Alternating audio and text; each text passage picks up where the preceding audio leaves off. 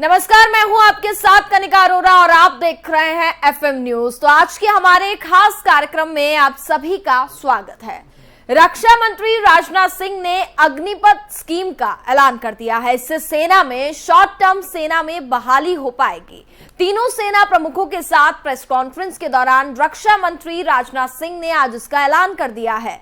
इस मौके पर उन्होंने कहा कि भारतीय सेनाओं को विश्व की बेहतरीन सेना बनाने की दिशा में आज सुरक्षा मामलों की संसदीय समिति ने एक ऐतिहासिक फैसला लिया है। राजनाथ सिंह ने कहा कि आज हम अग्निपथ नामक एक ट्रांसफॉर्मेटिव योजना ला रहे हैं जो हमारी आर्म्ड फोर्सेस में ट्रांसफॉर्मेटिव चेंज ला करके उन्हें पूरी तरह आधुनिक और हथियारों से सुसज्जित बनाएगी। साथ ही देश में युवाओं के लिए 4 साल की भर्ती की योजना है।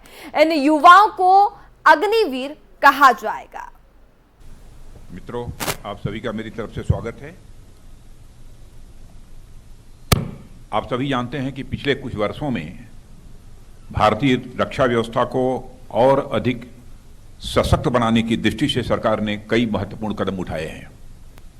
इसमें से कुछ प्रमुख हैं: चीफ ऑफ डिफेंस स्टाफ के पद का सृजन, डिपार्टमेंट ऑफ मिलिट्री अफेयर्स का गठन, ऑर्डिनेंस फैक्ट्री बोर्ड का कॉर्पोरेटाइजेशन, पॉजिटिव इंडिजिनाइजेशन लिस्ट का प्रमोलगेशन। इसी प्रकार डोमेस्टिक प्रोक्योरमेंट के लिए 68% कैपिटल प्रोक्योरमेंट बजट का आवंटन। यह कई ऐसे महत्वपूर्ण कदम सरकार ने उठाए हैं भारतीय रक्षा व्यवस्था को मजबूत करने के लिए। इसी दिशा में भारतीय सेनाओं को विश्व की बेहतरीन सेना बनाने के लिए उस दृष्टि से आज कैबिनेट कमेटी ऑन सिक्योरिटी ने भी एक ऐतिहासिक फैसला किया है। आज का अग्निपथ नामक एक ट्रांसफॉर्मेटिव योजना हम ला रहे हैं जो हमारी आर्म्ड फोर्सेस में ट्रांसफॉर्मेटिव चेंजेज लाकर उन्हें फुल्ली मॉडर्न और वेल इक्विप्ड बनाएगी। अग्निपथ योजना में भारतीय नौजवानों को बतौर अग्निवीर आर्म्ड फोर्सेस में सेवा का अवसर प्रदान किया जाएगा और यह योजना देश की सुरक्षा को मजबूत करने व हमारे युवाओं को मिलिट्री सर्विस का अवसर, खासतौर पर हमारे नौजवान आर्म्ड फोर्सेस को सम्मान के नजरिए से देखते हैं। अपने जीवन काल में कभी न कभी प्रत्येक बच्चा सेना की वर्दी धारण करने की वह तमन्ना रखता है। अग्निपथ योजना के अंतर्गत यह प्रयास किया जा रहा है कि इंडियन आर्म्ड फोर्सेस का प्रोफाइल पूरी तरह से यूथफुल हो। यूथफुल प्रोफाइल से यह फायदा भी होगा कि उन्हें नई नई टेक्नोलॉजी के लिए आसानी से ट्रेन किया जा सकेगा और उनकी हेल्थ और फिटनेस का लेवल भी काफी बेहतर होगा। साथियों, इस अग्निपथ योजना से एम्प्लॉयमेंट अपॉर्चुनिटीज बढ़ेंगी और अग्निवीर सेवा के दौरान अर्जित स्किल्स एवं एक्सपीरियंस उन्हें विभिन्न क्षेत्रों में एम्प्लॉयमेंट भी प्राप्त कराएगा। मित्रों, आप सभी का मेरी तरफ से स्वागत है।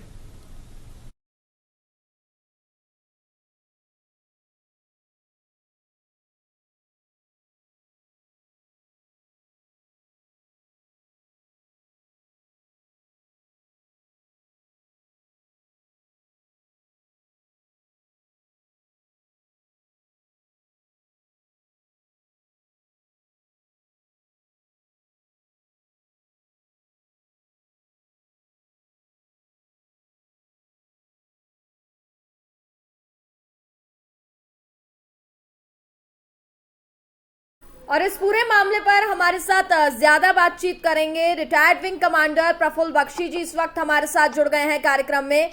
रिटायर्ड ब्रिगेडियर विनोद दत्ता जी भी हमारे साथ इस वक्त कार्यक्रम में शामिल हो चुके हैं और इसके साथ ही जितेंद्र ओझा, राष्ट्रीय सुरक्षा विशेषज्ञ हैं, वो भी हमारे साथ इस वक्त कार्यक्रम में शामिल हो गए। सर, सबसे पहले आप सभी लोगों का एफएम न्यूज में बहुत बहुत स्वागत है। जय हिंद। प्रफुल्ल जी, सबसे पहले सीधा सवाल आपसे ही ले लेती हूँ। आपसे साफ शब्दों में पहले मैं ये जानना चाहूंगी कि ये योजना जो लाई गई है कितनी कारगर जो है वो साबित हो सकती है आने वाले समय में। देखिए, thank you very much for having me on your program. Thank you sir. सबसे पहली बात तो ये है, हमें क्लैरिफाई करना चाहिए कि ये योजना किसने मांगी है। क्या फौज की रिक्वायरमेंट है जी, या ये एक पॉलिटिकल रिक्वायरमेंट है? क्या यूथ की तो ट्रेनिंग होती है, एनसीसी में यूथ ट्रेन होते हैं। हमने एनसीसी को कंपल्सरी पहले थी, उसको हमने हटा दिया जी। वो बहुत जबरदस्त थी। टेरिटोरियल आर्मी की और यूनिट्स बनाई जा सकती हैं।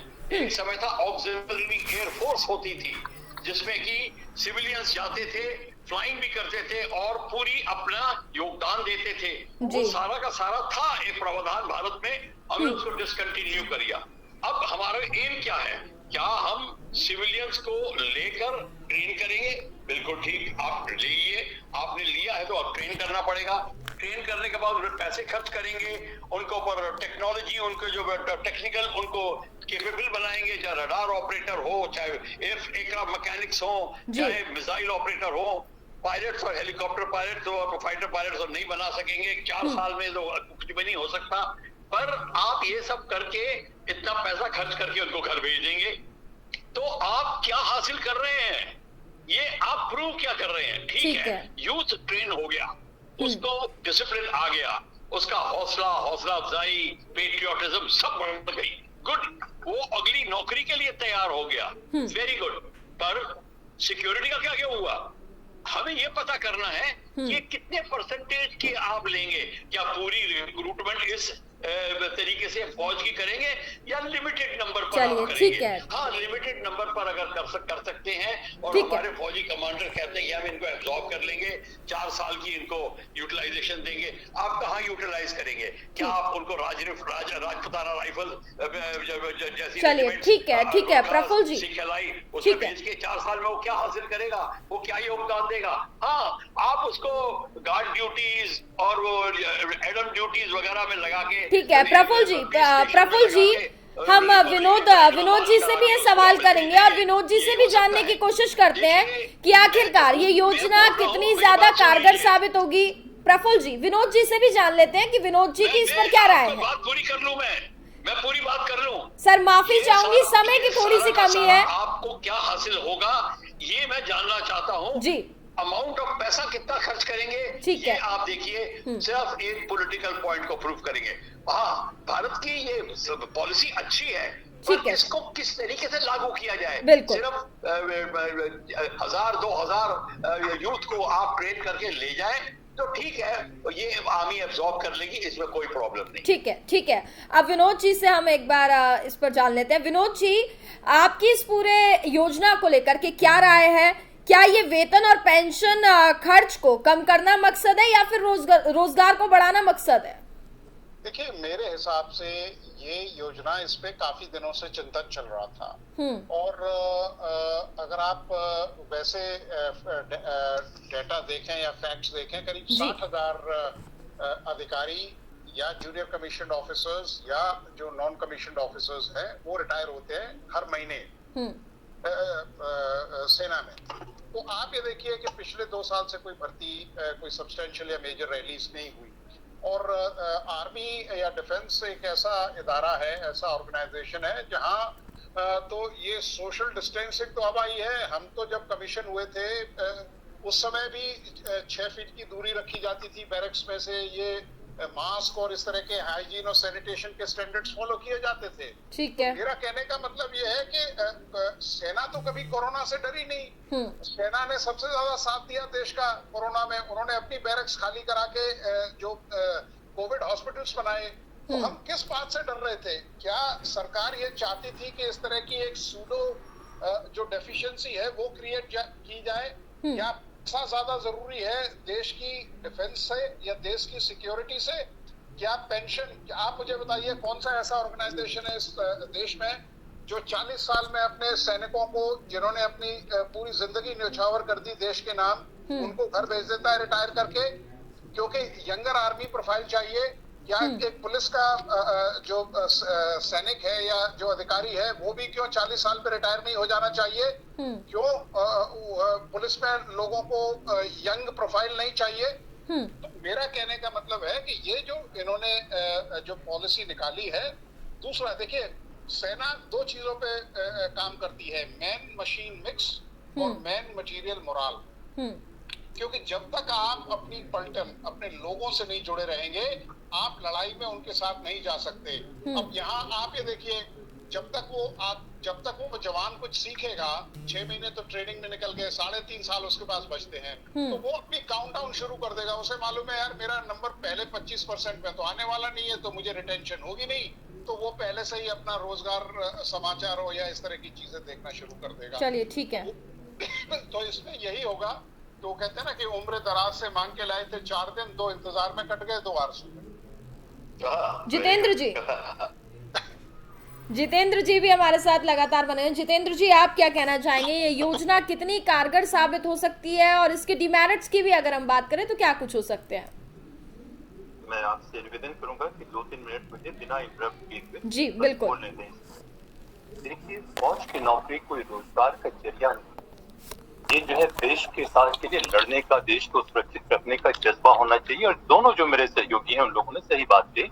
मैं तो फौज का नहीं हूँ, लेकिन कई एक दफे फौज के साथ मुझे ट्रेनिंग करने का मौका मिला। मैं एनडीसी का एनडीसी का भी कोर्स किया हुआ है मैंने जी। तो बहुत करीब के साथ जो है मैं देखते आया हूँ। और दोनों हमारे सहयोगियों के कहना बहुत लाजमी है कि देखिए, आपने सीखा, सीखने के साथ आपने कैमरेडरी बिल्ड की, धीरे धीरे।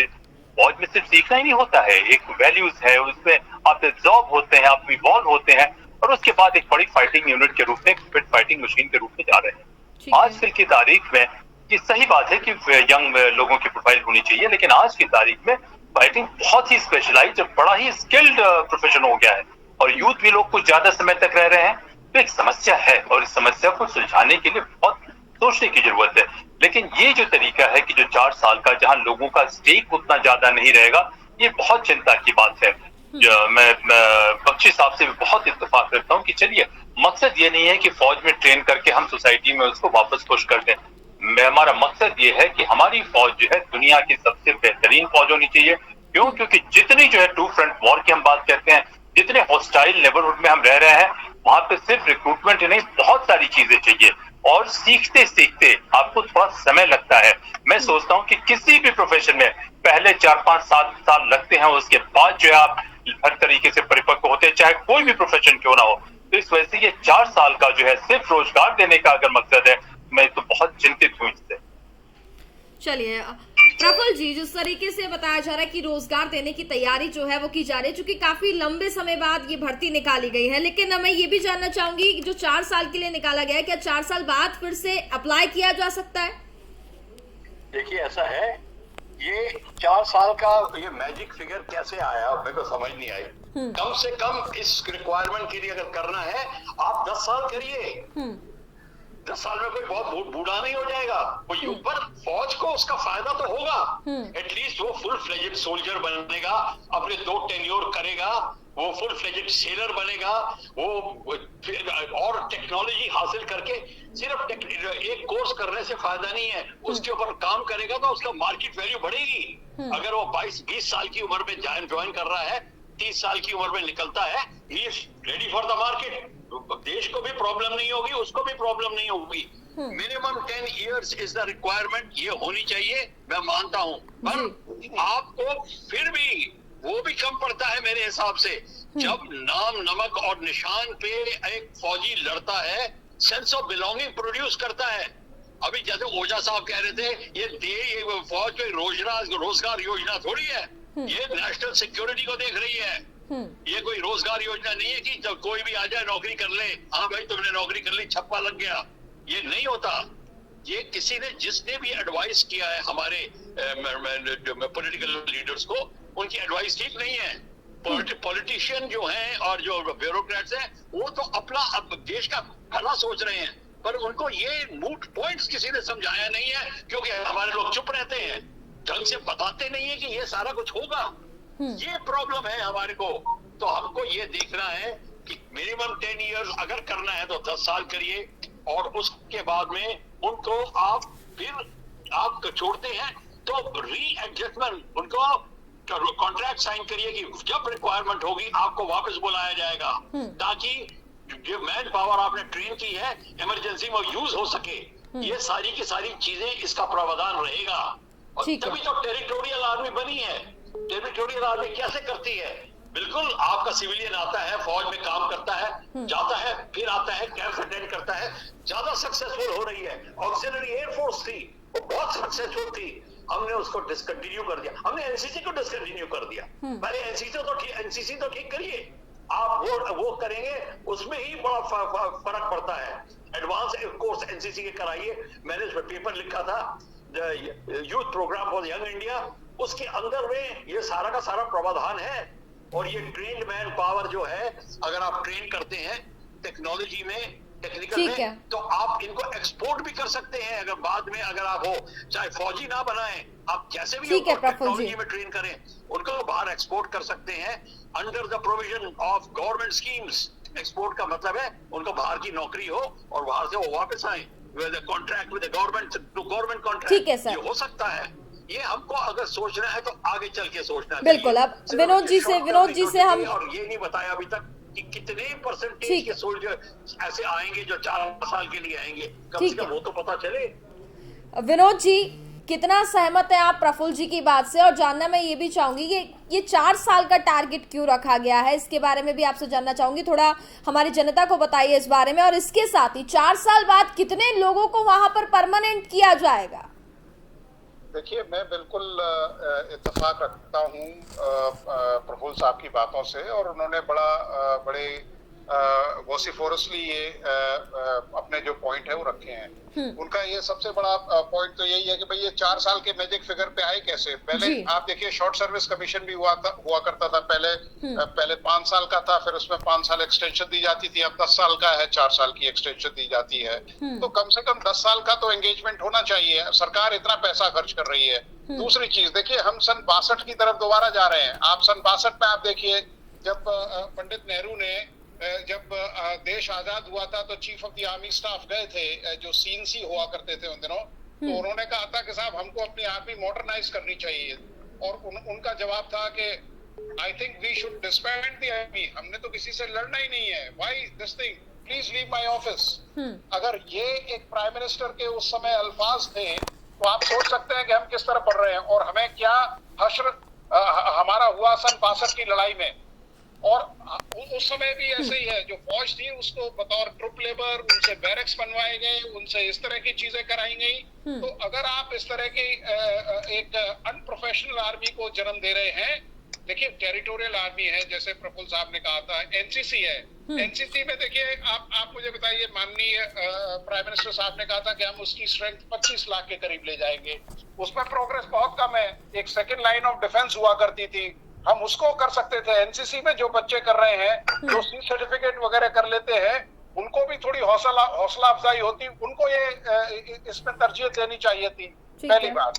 दूसरी चीज, आप देखिए, पैसा ही सब कुछ नहीं है। क्यों इस देश को गुरेज है एक सिपाही की पेंशन पे? आप मुझे बताइए, एक एमपी या एमएलए एक दिन भी अगर वो इलेक्ट हो जाता है, उसको पूरी जिंदगी पेंशन मिलती है। क्या एक भारतीय सैनिक, क्या मतलब भारतीय सेना जो अपनी पूरी जवानी दोबारा एक सेकंड इनिंग्स में निकाल देता है, क्या भारत को ये एक बोझ लग रहा है?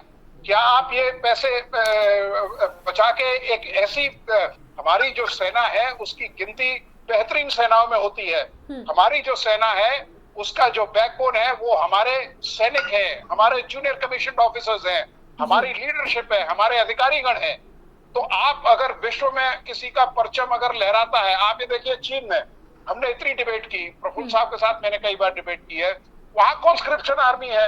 चीन आज क्यों एक बैकफुट पे है? क्योंकि उसकी प्रोफेशनल आर्मी नहीं है, कॉन्स्क्रिप्शन आर्मी है।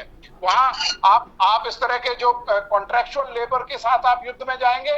इस तरह के पहले भी कई इस तरह के जो प्रैक्टिकल्स हैं या इस तरह की जो चीजें पहले लागू की गई थी, वो सब फेल हुई हैं। तो इसमें या तो इसका जो टर्म ऑफ एंगेजमेंट है उसको बढ़ाना चाहिए था।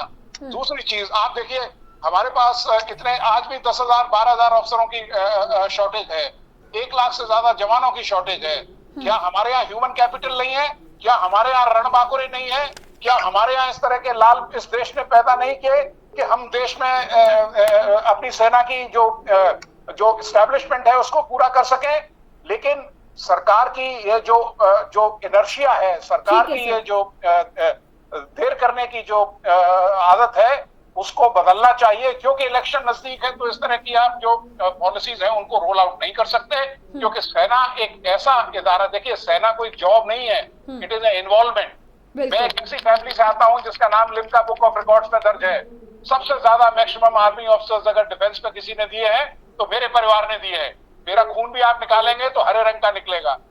तो मैं बताना चाहता हूं कि भाई ये जो पॉलिसी है इसको सरकार को दोबारा गौर करना चाहिए और इसमें जो रूल्स ऑफ एंगेजमेंट है उसको वो करना चाहिए। बिल्कुल। जितेंद्र जी से भी जवाब लेंगे। जितेंद्र जी, क्या लगता है आपको, क्या ये जो पॉलिसी लाई गई है इस पर एक बार वापस से इसके ब्लूप्रिंट पर ध्यान देना चाहिए सरकार को?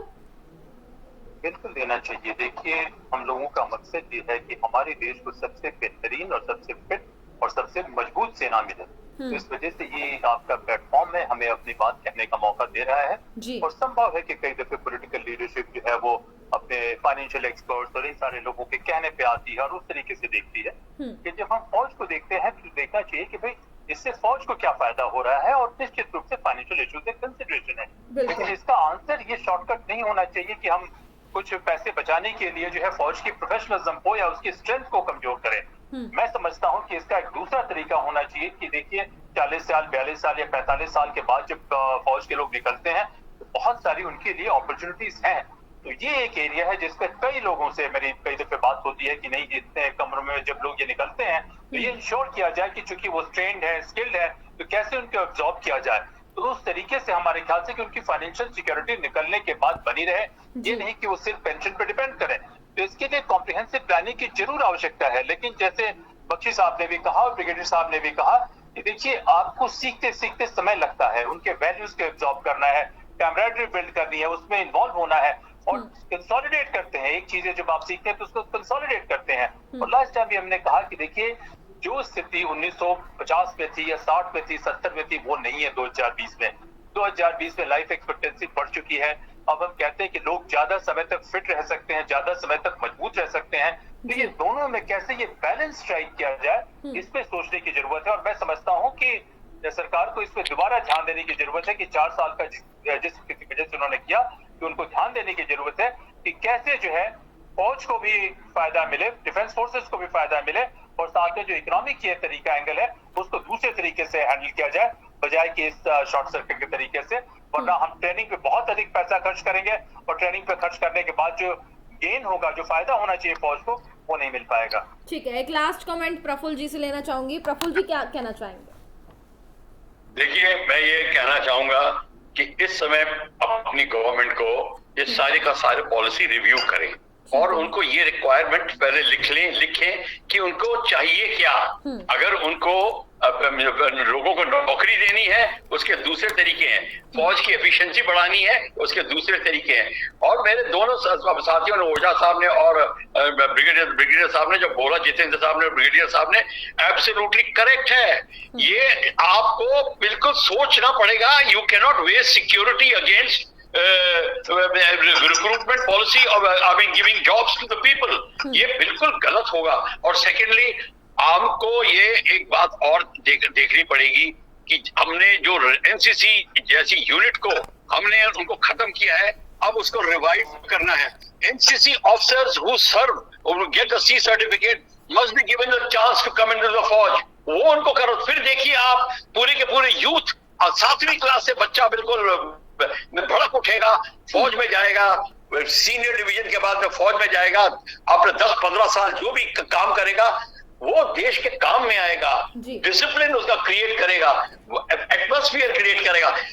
1965 और 71 वॉर में senior NCC cadets used to escort the ammunition trains, they used to escort, armed escort करके जाते थे। ये आप किसी को नहीं पता और ये फैक्ट को छुपाया गया है क्योंकि एनसीसी को कंपलसरी हटाना था। यूनिवर्सिटी ग्रांट्स कमीशन ने कहा कि आप एनसीसी को हटाइए और उन्होंने एनसीसी को हटा के रख दिया। ये करेक्ट काम नहीं है। टेरिटोरियल आर्मी को इंक्रीज करिए, ऑक्सिलरी एयरफोर्स को लाने की बात करिए, बात तब बनेगी। बात इन तरीकों से नहीं बनेगी। इसको दोबारा रिव्यू करेंगे। हमें विनती होगी अपने पॉलिटिकल लीडर से कि kindly look into the matter once again. बिल्कुल, उम्मीद करते हैं शायद इसमें कुछ बदलाव भी किए जाएं। प्रफुल्ल जी, विनोद जी और जितेंद्र जी, बहुत बहुत शुक्रिया आपका हमारे साथ कार्यक्रम में जुड़ने के लिए।